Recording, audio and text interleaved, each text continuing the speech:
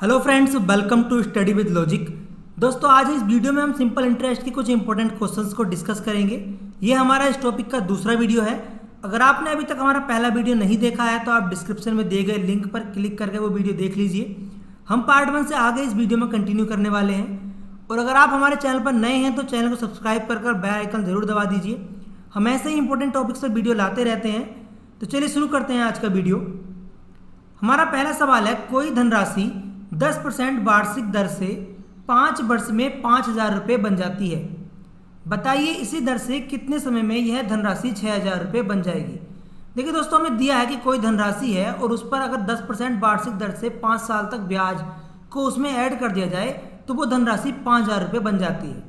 तो पहले दोस्तों हम यहाँ से कैलकुलेट करेंगे कि हमने इस धनराशि पर कितना ब्याज दिया है।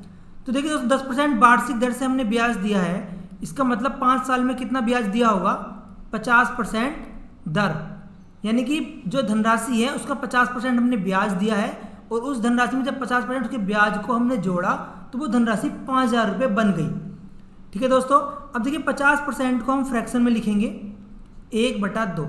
फ्रैक्शन में लिखने पर जो 2 होगा वो होगा हमारा प्रिंसिपल अमाउंट और 1 होगा हमारा इंटरेस्ट।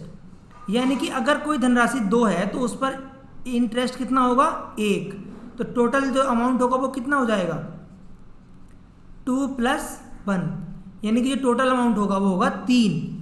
देखिए दोस्तों, हमें दिया है कि भाई धनराशि टोटल कितना बन जाती है, 5,000। तो जो 3 है वो उसकी वैल्यू कितनी हो जाएगी, 5,000। अब हमें बताना है, बताइए इसी दर से कितने समय में यह धनराशि 6,000 रुपये बन जाएगी। तो दोस्तों उसके लिए पहले हमें निकालना पड़ेगा प्रिंसिपल अमाउंट। देखिए दोस्तों, हमें यहाँ से हमने निकाला है कि 3 जो है वो 5,000 के बराबर है, तो 2 किसके बराबर होगा, यहाँ से पहले 1 की वैल्यू निकालेंगे 5,000/3 और 2 होगा 5,000/3 × 2, मतलब कि 10,000/3 जो होगा हमारा प्रिंसिपल अमाउंट होगा। अब आगे हमें बताना है कि इसी दर से कितने समय में यह धनराशि 6,000 रुपये बन जाएगी। तो देखिए दोस्तों, धनराशि हमारे पास कितनी है, 10,000/3। अब हमें ये बताना है कि कितने समय में ये धनराशि 6,000 रुपये बन जाएगी। तो इसके लिए पहले हम देखेंगे कि यहाँ पर इंटरेस्ट इसमें कितना ऐड होना है। तो इंटरेस्ट निकालेंगे पहले, 6,000 - 10,000/3। इसको सोल्व करेंगे तो ये आएगा 8,000/3। इसका मतलब कि अगर हम 10,000/3 में इंटरेस्ट जो आया हमारा 8,000/3 को ऐड कर दें तो वो धनराशि 6,000 रुपये बन जाएगी। लेकिन जो ये इंटरेस्ट है ये हमें कितने समय में मिलेगा, उसको कैलकुलेट करने के लिए हम पहले निकालेंगे इंटरेस्ट परसेंट। इंटरेस्ट परसेंट निकालने के लिए पहले लिखेंगे इंटरेस्ट, यानी कि 8,000/3 बटे प्रिंसिपल अमाउंट। प्रिंसिपल अमाउंट हमारा कितना है, 10,000/3 और गुणा कर देंगे 100 से। इसको सोल्व करेंगे तो ये आएगा 80%। इसका मतलब दोस्तों कि हमारा जो प्रिंसिपल अमाउंट है उसमें अगर हम 80% ब्याज जोड़ दें तो वो धनराशि 6,000 रुपये बन जाएगी। यानी कि जो प्रिंसिपल अमाउंट है इसमें अगर 80% इसका जोड़ दें तो ये 6,000 बन जाएगा। लेकिन 80% जो ब्याज है वो हमें कितने सालों में मिलेगा, क्योंकि दोस्तों 10% वार्षिक दर थी हमारी, यानी कि 1 साल में 10% ब्याज मिलेगा। तो 80% कितने सालों में मिलेगा, 80/10, मतलब 8 साल में कोई धनराशि 6,000 रुपये बन जाएगी। ठीक है दोस्तों, अगला सवाल देखते हैं। हमारा अगला सवाल है, कोई धनराशि 5 वर्षों में अपने आप का 3 गुना हो जाती है। बताइए यह धनराशि 27 गुना कितने वर्षों में होगी। देखो दोस्तों, यहाँ पर 3 गुना हो जाती है, इसका मतलब कि कोई धनराशि माना पहले 1 थी और 5 वर्षों बाद 3 हो गई। कितने वर्षों बाद, 5 वर्षों बाद। जब 3 को धनराशि हुई है तो उसमें 1 तो प्रिंसिपल अमाउंट ही होगा जो स्टार्टिंग में था, और 2 इसमें क्या हुआ होगा, इंटरेस्ट ऐड हुआ होगा। इसका मतलब कि प्रिंसिपल अमाउंट हमारा 1 होगा और इंटरेस्ट होगा 2। इसके बाद हमें बताना है कि यह धनराशि 27 गुना कितने वर्षों में होगी। 27 गुना मतलब कि 1 हो और बाद में कितना हो जाए, 27, और इस 27 में भी 1 तो प्रिंसिपल अमाउंट होगा और 26 हमारा होगा इंटरेस्ट। अब देखिए दोस्तों, 5 साल में इंटरेस्ट मिला है 2, यानी कि जो 2 इंटरेस्ट है वो कितने सालों में मिला है, 5 सालों में। तो हमें यहाँ से निकालना है कि 26 इंटरेस्ट कितने सालों में मिलेगा और वही हमारा आंसर हो जाएगा। तो दोस्तों 2 इंटरेस्ट मिलता है 5 साल में, तो 1 इंटरेस्ट मिलेगा 5/2 साल में। तो 26 इंटरेस्ट मिलेगा 5/2 गुणा 26। इसको सोल्व करेंगे तो ये आएगा 65 ईयर्स, यानी कि 65 साल में कोई धनराशि अपने आप का 27 गुना हो जाएगी। ठीक है दोस्तों अगर वीडियो पसंद आए तो वीडियो को लाइक जरूर करें और कमेंट में अगर कोई डाउट हो तो हमें ज़रूर बताएं। चलिए देखते हैं हम अपना अगला सवाल। हमारा तीसरा सवाल है, यदि किसी धन पर 3 वर्ष के लिए 12.5% की दर से लगा साधारण ब्याज मूलधन से 3500 रुपये कम है तो मूलधन पे साधारण ब्याज ज्ञात करें। ठीक है दोस्तों, इस सवाल को करने के लिए जो हमें पहले दर दी है उसको हम पहले फ्रैक्शन में लिख लेंगे। कैसे, देखिए 12.5% बराबर होगा 1/8 के। अब देखिए इसमें 8 होगा हमारा प्रिंसिपल अमाउंट और 1 होगा हमारा इंटरेस्ट। ठीक है दोस्तों, अब यहाँ पर हमें 3 वर्ष के लिए बात करनी है, तो 3 वर्ष के लिए देख लेते हैं। 3 ईयर्स, देखिए 3 साल के लिए जो इंटरेस्ट हो जाएगा वो कितना हो जाएगा हमारा 3 गुणा 1, यानी कि 3 इंटरेस्ट हो जाएगा। अब हमें दिया है कि साधारण ब्याज मूलधन से 3500 रुपये कम है। साधारण ब्याज मूलधन से, तो प्रिंसिपल अमाउंट माइनस इंटरेस्ट किसके बराबर है 3500 के। अब दोस्तों देखिए पीए हमारा कितना है 8, इंटरेस्ट कितना है 3, बराबर हो जाएगा 3500। इसका मतलब कि जो 5 है वो 3500 के बराबर है। अब हमें निकालना है मूलधन व साधारण ब्याज, तो मूलधन व साधारण ब्याज याद करना है। तो मूलधन हमारा कितना है 8, अगर 5 की वैल्यू है 3500 तो 1 की वैल्यू होगी 3500/5 मतलब 700। तो मूलधन कितना है 8, तो यहाँ से 8 की वैल्यू निकाल लेंगे, 700 गुणा 8 ये हो जाएगा 5600। इसके बाद हमें बताना है साधारण ब्याज। साधारण ब्याज कितना है दोस्तों 3, तो 8 की वैल्यू 5600 आई है और 1 की वैल्यू 700 है, तो 3 की वैल्यू कितनी हो जाएगी 700 गुणा 3 यानी कि 2100। ठीक है दोस्तों, अगला सवाल देखते हैं। किसी धन पर 4 वर्ष के लिए लगा साधारण ब्याज मूलधन से 4400 रुपये कम है। यदि दर 6 से ही 2/3% हो तो मूलधन व साधारण ब्याज ज्ञात करें। दोस्तों ठीक उसी तरह करेंगे जैसे भी हमने किया है। जो हमारे पास दर है उसको पहले हम फ्रैक्शन में लिख लेंगे। फ्रैक्शन में लिखने पर यह दर हो जाएगी हमारी 20/3% बराबर होगा 1/15। अब देखिए 15 में 15 हमारा होगा प्रिंसिपल अमाउंट और 1 होगा हमारा इंटरेस्ट। अब 4 वर्ष के लिए देखना है तो 4 वर्ष के लिए इंटरेस्ट कितना हो जाएगा 4 ईयर्स, यानी कि 4 × 1, तो इंटरेस्ट होगा हमारा 4। अब हमें दिया है कि साधारण ब्याज मूलधन से 4400 रुपये कम है, मतलब कि प्रिंसिपल अमाउंट में से अगर हम इंटरेस्ट को माइनस कर दें तो हमें मिलेगा 4400। अब देखिए प्रिंसिपल अमाउंट आ रहा है कितना है यहाँ पर 15, अगर इसमें से 4 माइनस करें तो कितना मिलना चाहिए 4400। इसको सोल्व करेंगे तो ये हो जाएगा 11 बराबर होगा 4400 के। यहाँ से 1 की वैल्यू निकाल लेंगे तो ये हो जाएगा 400। अब हमें बताना है मूलधन। मूलधन कितना है 15, तो 1 की वैल्यू अगर 400 है तो 15 की वैल्यू कितनी हो जाएगी 400 गुणा 15 मतलब 6000 जो होगा हमारा मूलधन होगा।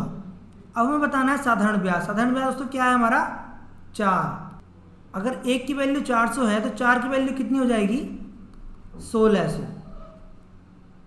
ठीक है दोस्तों, अगला सवाल देखते हैं। अगला सवाल है हमारा, पहले 3 वर्ष के लिए साधारण ब्याज की दर 6%, अगले 4 वर्ष के लिए 7% और 7 वर्ष से आगे 7.5% वार्षिक है।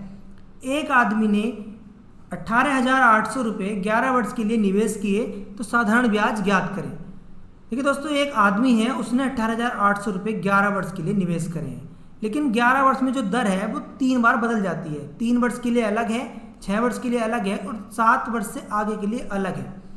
तो यहाँ से हम 11 वर्ष के लिए पहले दर निकाल लेंगे।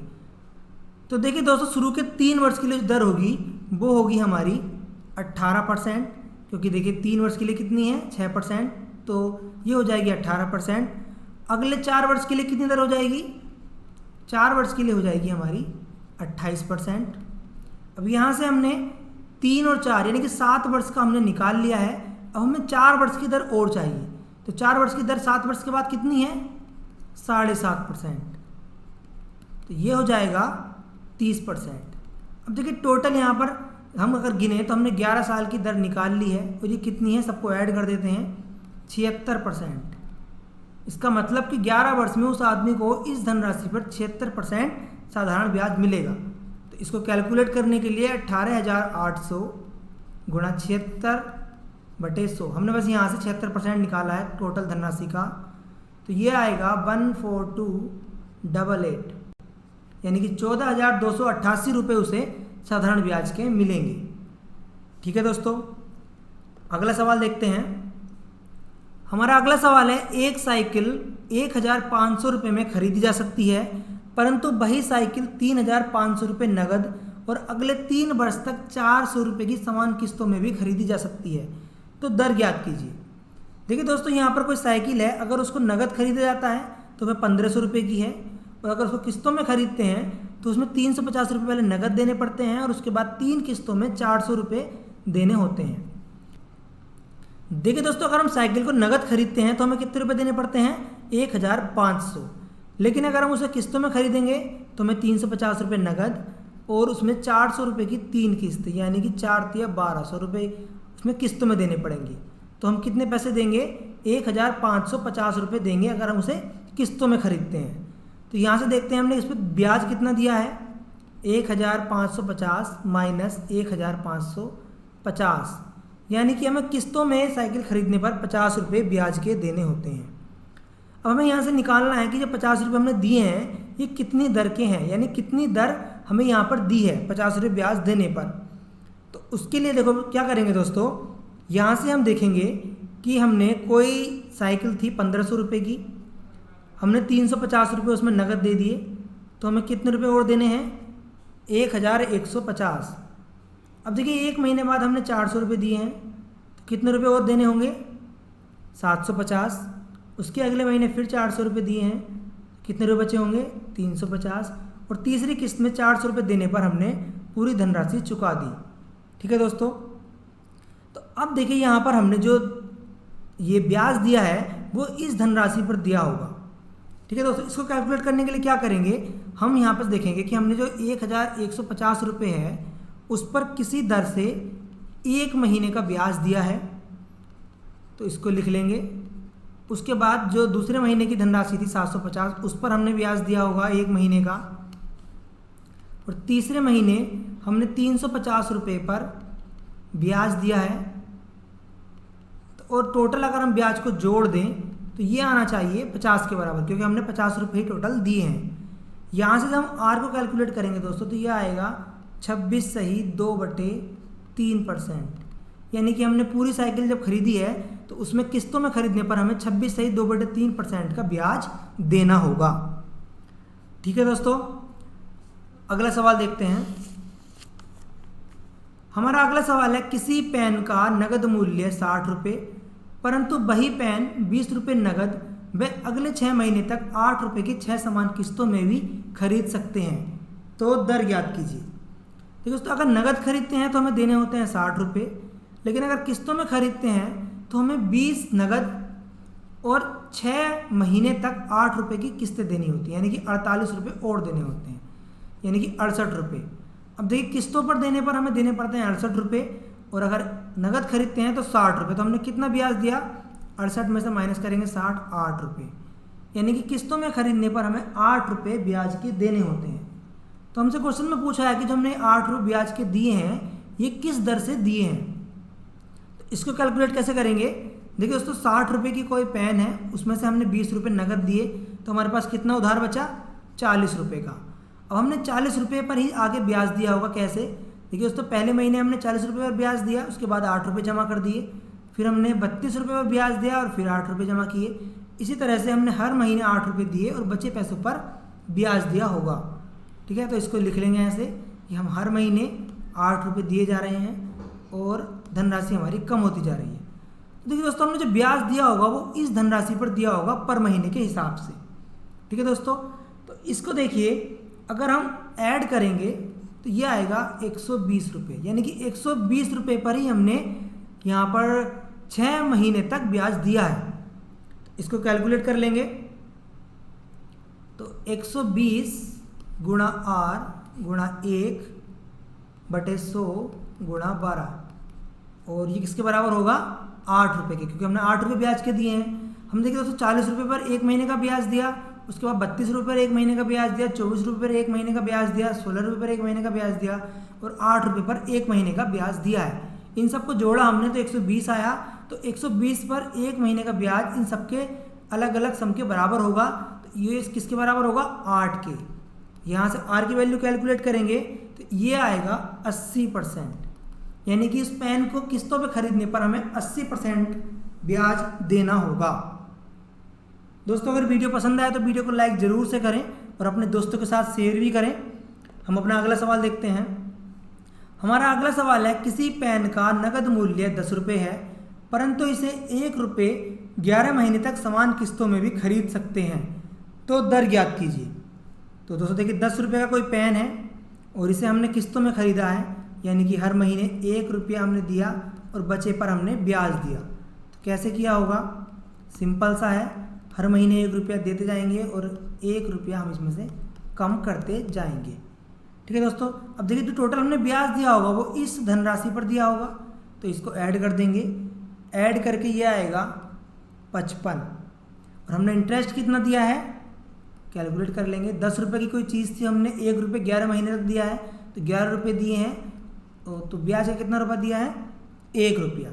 तो जो 1 रुपया हमने ब्याज का दिया है, ये 55 रुपये का दिया होगा 1 महीने का। तो कैलकुलेट करने के लिए 55 गुणा R गुणा 1/12 गुणा 100 बराबर होगा 1 के। तो यहाँ से R की वैल्यू आ जाएगी 21 सही 9/11%।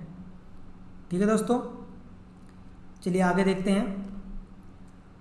हमारा अगला सवाल है, एक आदमी ने साधारण ब्याज पर बैंक से 7,000 रुपये का कर्ज लिया। 3 वर्ष बाद उसने बैंक को 3,000 रुपये दिए। वह 5वें वर्ष के अंत में 5,450 रुपये देकर लोन चुकता कर दिया, तो दर ज्ञात कीजिए। ठीक है दोस्तों, अब देखिए दोस्तों, जो आदमी था उसने कितने रुपये लिए थे? 7,000, और चुकाए कितने हैं उसने? 3,000 प्लस 5,450, यानी कि टोटल हमारा होगा 8,450 रुपये उसने चुकाए हैं। तो ब्याज कितना दिया होगा इसको माइनस कर देंगे। तो 8,450 रुपये जो दिए हैं, तो लिए कितने थे? 7,000। तो कितना ब्याज दिया है उसने? 1,450 रुपये उसने ब्याज के दिए हैं। अब दोस्तों, ये जो ब्याज दिया है उसने किस धनराशि पर दिया होगा? तो उसके लिए देखिए, पहले महीने उसने 7,000 पर ब्याज दिया होगा। उसके बाद देखिए उसने 3 वर्ष बाद उसने 3,000 रुपये दिए हैं। इसका मतलब कि उसने 3 साल तक हर साल 7,000 रुपये पर ब्याज दिया है। तीसरे साल उसने 3,000 रुपये जमा किए, तो उसे किसने पर ब्याज दिया होगा? उसके बाद 4,000 पर, और फिर 4,000 पर दिया होगा, और 5वें साल उसने 5,450 रुपये देकर लोन अपना चुकता कर दिया। तो जो उसने ब्याज दिया है वो इस धनराशि पर दिया है, यानी कि पहले साल 7,000 पर दिया है, दूसरे साल 7,000 पर, तीसरे साल 7,000 पर, चौथे साल 4,000 पर, और 5वें साल भी 4,000 पर उसने ब्याज दिया है। तो जो टोटल ब्याज दिया होगा उसने इन सबको जोड़ देंगे, ये आएगा 29,000, यानी कि 29,000 पर उसने हर साल ब्याज दिया है। तो इसको कैलकुलेट करेंगे तो ये किसके बराबर होना चाहिए? 1,450 के, क्योंकि उसने टोटल जो ब्याज दिया है वो इतना दिया है, और धनराशि कितनी दी हो गई है यहाँ पर? 29,000। तो R कैलकुलेट करेंगे यहाँ से, R हो जाएगा 5%। ठीक है दोस्तों, आगे देखते हैं। हमारा अगला सवाल है, एक आदमी ने बैंक से 6,000 रुपये उधार लिए। 4 वर्ष बाद उसने 2,500 रुपये चुका दिए, और 5 वर्ष के अंत में उसने 4,550 रुपये देकर लोन चुकता कर दिया। अब देखिए उसने उधार कितना लिया था? 6,000, और चुकाया कितना है उसने? 2,500 प्लस 4,550। इन दोनों को जोड़ देंगे तो ये आएगा 7,000 50, यानी कि उसने 6,000 रुपये लिए और चुकाए कितने, 7,050। तो इंटरेस्ट के उसने कितने रुपए दिए होंगे, माइनस कर देंगे इसको। माइनस करने पर यह आएगा 1,050, यानी कि उसने 1,050 रुपये सिंपल इंटरेस्ट के रूप में दिए हैं। लेकिन ये जो ब्याज दिया है, ये दिया कितनी धनराशि पर होगा। देखिए उसके लिए क्या करेंगे, उसने पहले साल जो ब्याज दिया वो 6,000 रुपये पर दिया। अब उसने देखिए 4 वर्ष बाद दिए हैं, यानी कि उसने 4 साल तक हर साल 6,000 रुपये पर ब्याज दिया है। तो तीसरे साल भी 6,000 और चौथे साल भी 6,000। अब यहाँ पर उसने 2,500 रुपये जमा किए, तो कितने बचे इसके बाद, 3,500, यानी कि जो 5वें साल है उसने 3,500 पर ब्याज दिया और उसके बाद उसने लोन अपना 4,550 रुपये देकर ख़त्म कर दिया। तो टोटल उसने 5 साल में कितनी धनराशि पर ब्याज दिया होगा, सबको जोड़ देंगे तो ये हो जाएगा 27,500 रुपये पर उसने हर साल का ब्याज दिया होगा। तो इसको कैलकुलेट करेंगे, 27,500 गुणा R/100, और ये किसके बराबर होगा, 1,050 के।